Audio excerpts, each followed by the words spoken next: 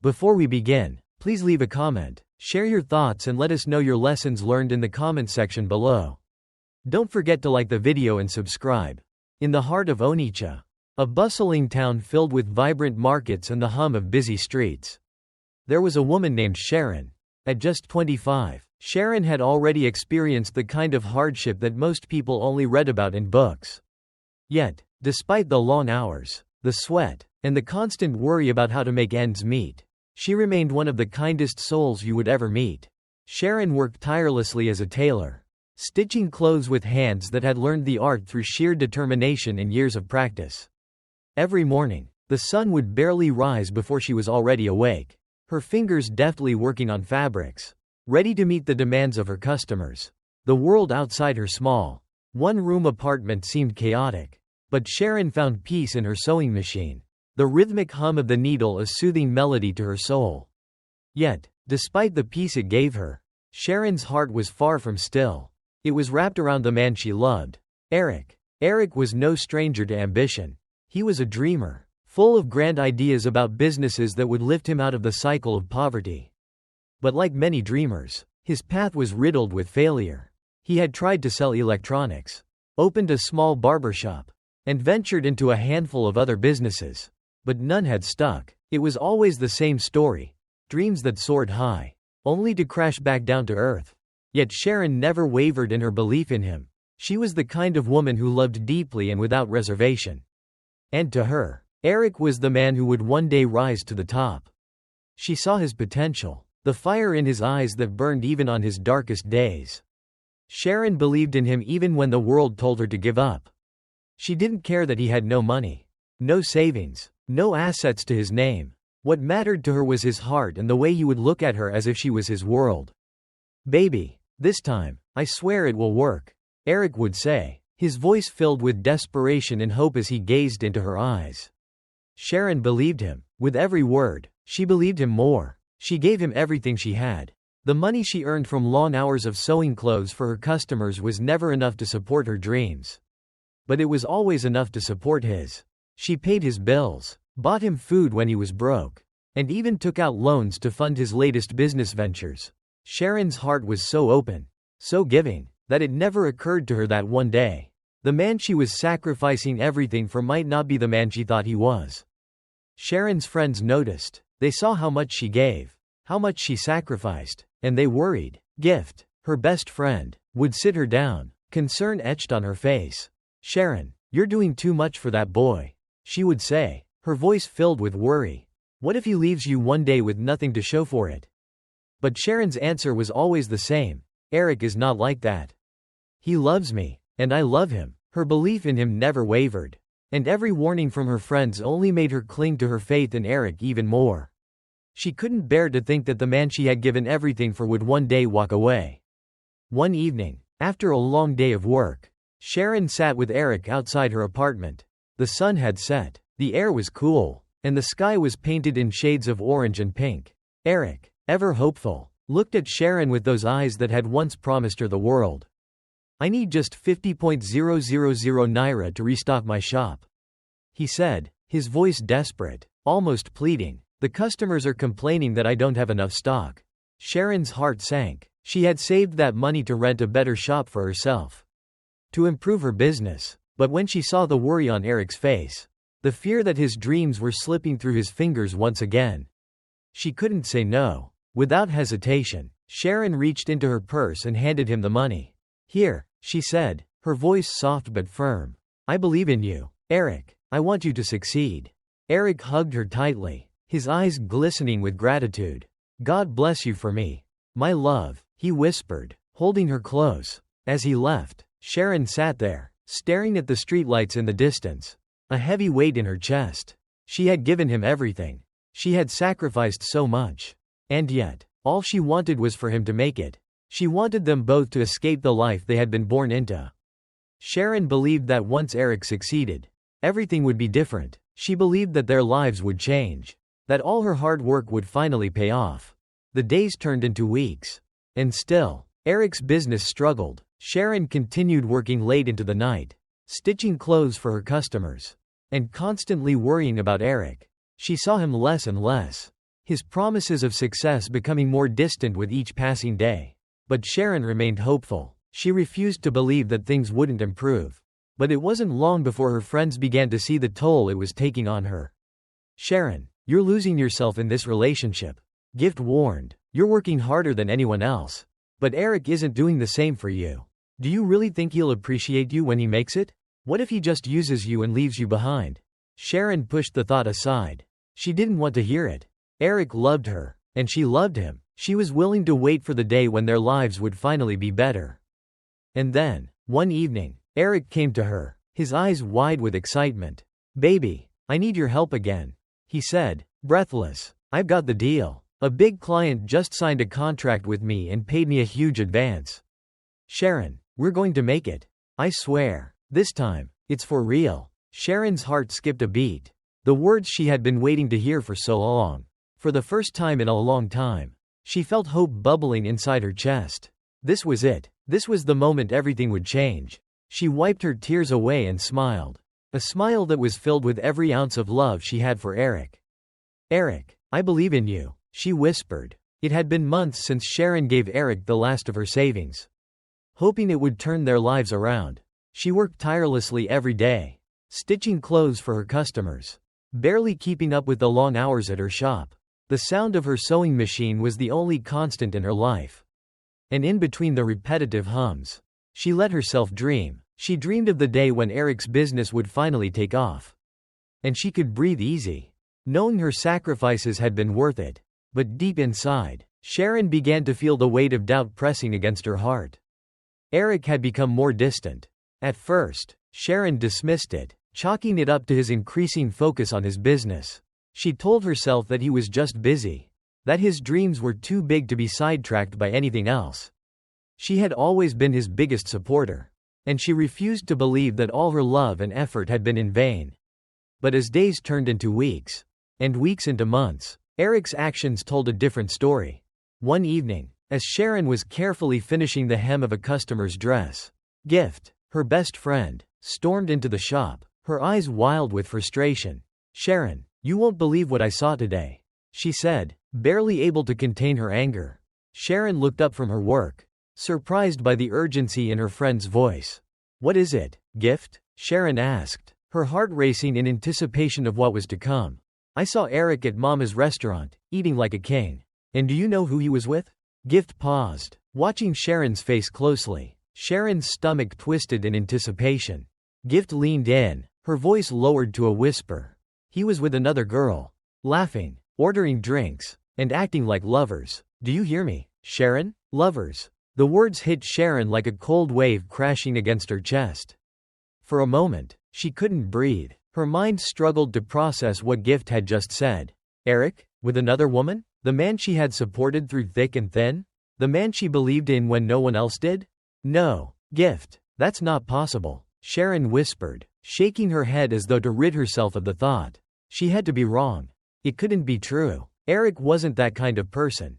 Gift, however, wasn't having it. "Open your eyes, Sharon," she said, her tone harsh. "You've been so blinded by love that you don't see what's right in front of you. You're here, working yourself to the bone, giving him everything you have. And he's out there enjoying it with someone else." Sharon remained silent, her heart heavy. She didn't want to believe it. She couldn't. Eric had always promised her that when he made it, he would take care of her. He had promised they would be together, no matter what. But now it felt like everything was unraveling. Could it really be true?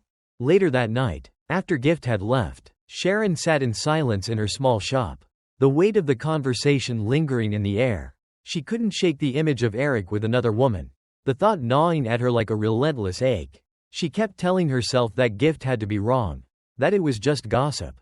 But the more she thought about it, the more she realized that this wasn't the first time she had noticed small changes in Eric. He had become more distant, more absorbed in his own world, and less present with her. The next day, when Eric came to her shop, Sharon's heart skipped a beat. He was wearing a new shirt, a designer label she had never seen him wear before. His hair was neatly combed, and there was an air of confidence about him that had never been there before. He walked in with a smile, but it didn't quite reach his eyes. "Sharon," he said, his voice strained, "I need your help again." Sharon's heart sank as she put down her work. She had barely enough to cover her own expenses. And here he was, asking for more. "Eric, how much do you need this time?" she asked. Her voice tinged with exhaustion. It wasn't the first time. And part of her was beginning to feel like a never-ending well of charity for his endless needs. "I need 100.000 naira," he said, his eyes pleading. "My business is really struggling. I need to add more stock. But I don't have enough money. I swear this is the last time I'll ask." Sharon's mind raced. She had been planning to buy a new sewing machine. A better one that would help her expand her business. But now Eric needed money again. She had already given him so much. So much of herself. So much of her time. Her energy. Her money. What was it all for? She looked into his eyes, searching for any sign of honesty. Any hint that this time would be different. "Eric," she said quietly, her voice trembling, "tell me the truth. When you finally make it, will you ever forget me?" Eric's face softened, and he grabbed her hands. His voice filled with emotion. "Forget you?" he said, his voice rising in shock. "God forbid. Sharon, you're my queen. You've stood by me when no one else would. If not for you, I don't know where I would be. I will never forget you. In fact, when I make it, I'll repay you for everything. I'll make you the happiest woman alive." Sharon's heart fluttered at his words. She wanted to believe him. She wanted to believe that all the sacrifices she had made would be worth it in the end. But deep down, a part of her wondered if she was just fooling herself. She was so tired of the lies, the promises that never seemed to come to fruition. But for now, she put her doubts aside. "All right," she said softly, forcing a smile. "I'll give you the money." Eric hugged her tightly, his voice thick with emotion. "God bless you, my love. I promise things will change soon." Days turned into weeks, and Sharon began to notice something troubling. Eric's behavior was changing. He was still coming to her for money. But now, he seemed more distant, distracted. He was always checking his phone, making secret calls that he quickly hung up when she entered the room. Sharon tried to ignore it. She told herself that it was just stress from his business. But the nagging feeling in her gut wouldn't go away. One evening, as they sat outside her shop, Sharon finally decided to confront him. She couldn't keep pretending that everything was okay. "Eric," she said gently, "is everything all right? You've been acting different lately." Eric chuckled nervously, trying to brush it off. "Baby, you worried too much. I've just been busy, trying to make things work for us. I want to succeed. I want to build a future for us." Sharon nodded, but her heart wasn't at ease. Something wasn't right. The next day, Gift stormed into the shop, her face flushed with anger. "Sharon, you won't believe this," she said, her voice filled with frustration. "I saw Eric at Mama's restaurant again. And guess what? He was there with another woman. They were laughing, holding hands. It's happening, Sharon. It's exactly what I warned you about." Sharon's breath caught in her throat. "No," she whispered. "No, Gift, that can't be true." But Gift wasn't backing down. "Open your eyes, Sharon. You've been so blinded by love that you can't see the truth. He's using you, and once he gets what he wants, he'll toss you aside." The words hit Sharon like a slap in the face. She couldn't believe it. Eric, the man she had given everything to, was with someone else? The betrayal felt like a sharp knife in her chest. How could he do this to her? That night, Sharon confronted Eric. "Where were you this afternoon?" she asked, trying to keep her voice steady. "Someone told me they saw you with another girl at Mama's restaurant." Eric's face darkened, his eyes narrowing in anger. "So now you don't trust me? After everything we've been through, you're listening to gossip?" Sharon's heart shattered. She wanted to believe him. She really did, but deep down, the truth was becoming impossible to ignore. Was this really love, or had she been nothing more than a stepping stone in his journey to success? The weight of betrayal settled heavily on Sharon's heart as the days passed after that fateful confrontation. Her life, once filled with love and hope, now seemed tainted by the cruel reality that Eric, the man she had given everything for, no longer cared for her the way he once did. She had spent years building him up, investing in his dreams, and sacrificing her own for his success. And now, he was treating her like she was nothing. Sharon sat on the edge of her bed one night, staring out the window at the moonlit street below. The world outside seemed so far away, but inside her heart, she could feel the storm raging. It had only been a few months since Eric had promised her a better life. a life of success and happiness. But now, all that was left were empty promises and shattered dreams. She thought of the woman she had seen Eric with, the way he had flaunted his new life as if she no longer mattered. The pain in her chest was unbearable. But somehow, it made her stronger. It lit a fire inside her, one that would propel her forward, even if it meant leaving Eric behind forever. In the days that followed, Sharon found herself more determined than ever. She had invested so much into Eric's dreams, but it was time to focus on her own. No more waiting around for him to come through. She had been the one to sacrifice everything for him, and now it was time to reclaim that energy for herself. She was done being a stepping stone for someone else's success. Sharon poured herself into her work. She spent every waking hour at her shop, sewing clothes for her loyal customers. She knew that she needed to expand, to grow beyond the small shop that had once been her sanctuary. With the little savings she had left, she bought new materials and invested in a better sewing machine. She hired an assistant to help with the workload, and soon, her business began to flourish. But it wasn't just her business that was growing. Sharon was changing, too. The pain of Eric's betrayal was slowly transforming into something more powerful: determination. She enrolled in online business management courses, learning everything she could about running a successful company. She was no longer just a tailor, she was becoming a businesswoman. Someone who would stand on her own 2 feet and never again rely on anyone else for her happiness. Months passed, and Sharon's efforts began to pay off. Her shop was thriving, and the buzz around her fashion designs grew louder. Sharon's name became synonymous with quality, and soon, she was receiving orders from clients who had never even considered her before. She felt a sense of pride in what she had built from nothing. A pride that only came from hard work and dedication. As her business grew, so did Sharon's confidence. She no longer looked back at the past with regret. Instead, she looked ahead, envisioning a future where she was the one in control, where she was the one making the decisions and shaping her own destiny. One evening, after a long day at her shop, Sharon received a call. It was from Desmond Okafor, a wealthy and successful businessman she had met a few months earlier at a networking event. Desmond was the CEO of Okafor Holdings, a conglomerate that owned several high-end businesses across the country.